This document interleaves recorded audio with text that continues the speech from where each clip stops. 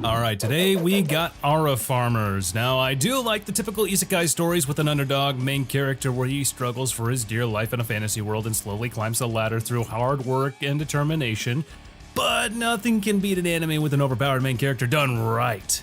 Nothing can be more satisfying than watching these edgelords destroy freaking armies in the most badass ways possible. So today I've got the top 10 isekai shows with overpowered main characters. So without further delay, let's dive on into this guilty pleasure. To kickstart the list, we got the Master of Ragnarok and Blesser of Inheriar. Unlike the most overpowered protagonists who rely purely on brute force, the main character here uses knowledge as his ultimate weapon. Summoned into a world inspired by Norse mythology, he quickly rises to the power using tactics and technology from modern times. While he doesn't have superhuman strength or godlike magic, his ability to outthink his opponents make him utterly untouchable. His foresight and ability to manipulate politics make him nearly invincible. Not through raw strength, but through sheer intelligence and tactical supremacy. And of course, like any proper overpowered protagonist, though if having an insane IQ wasn't enough, this guy was blessed with an absurd amount of luck. He amasses an elite group of female warriors who are fiercely loyal to him, effectively making him the leader of a harem army. So yeah, this dude has everything.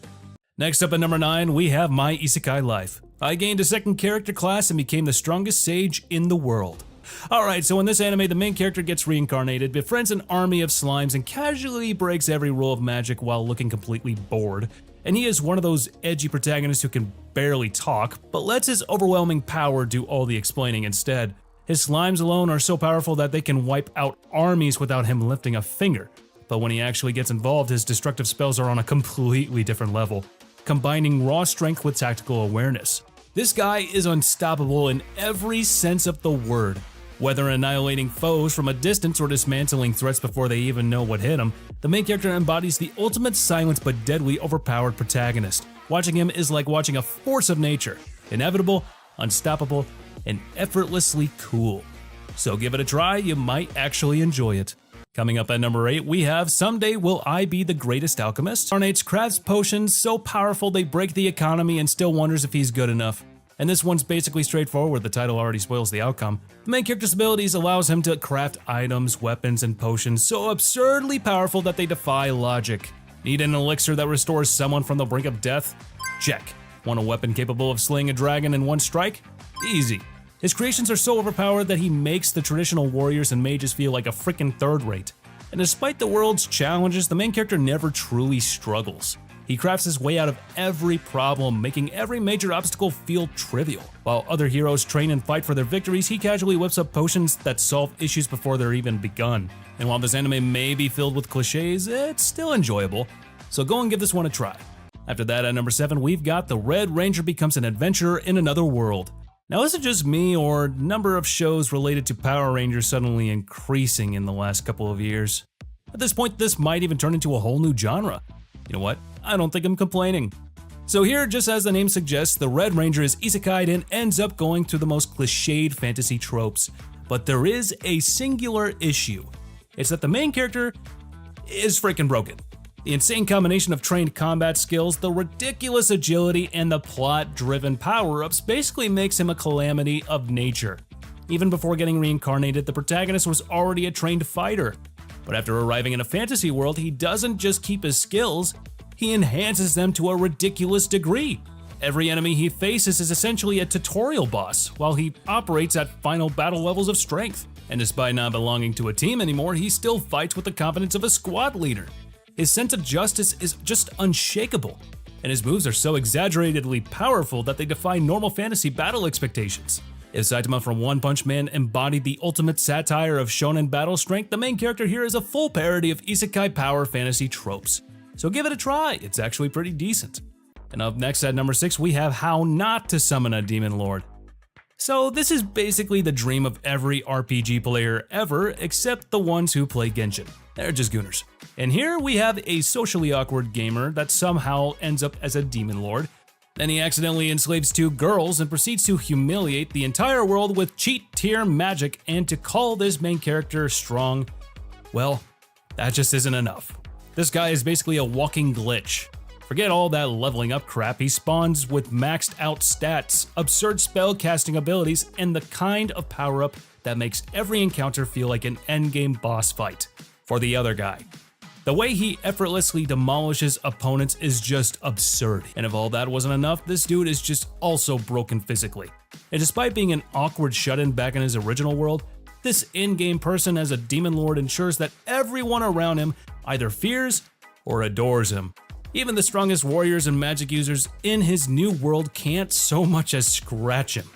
Essentially, he's a walking embodiment of God mode. Every fight feels like a predetermined cutscene where he can't lose. And that's exactly why How Not to Summon a Demon Lord is such a fun power fantasy. Next at number 5 we have Seirei Gensoki, Spirit Chronicle. Actually pretty on point. The main character starts as an underdog but quickly turns into a one-man army and his abilities explode in power at an alarming rate.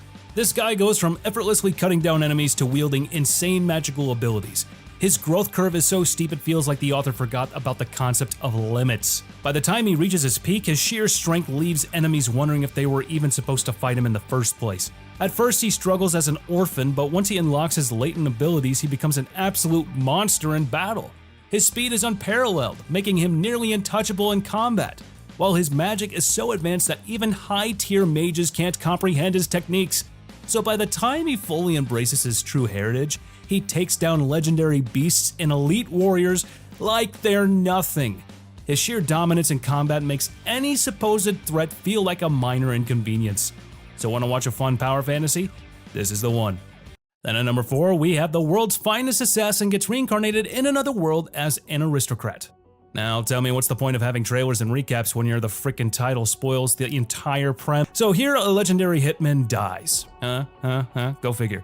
Gets reincarnated, and turns his new life into a speedrun of assassination world records.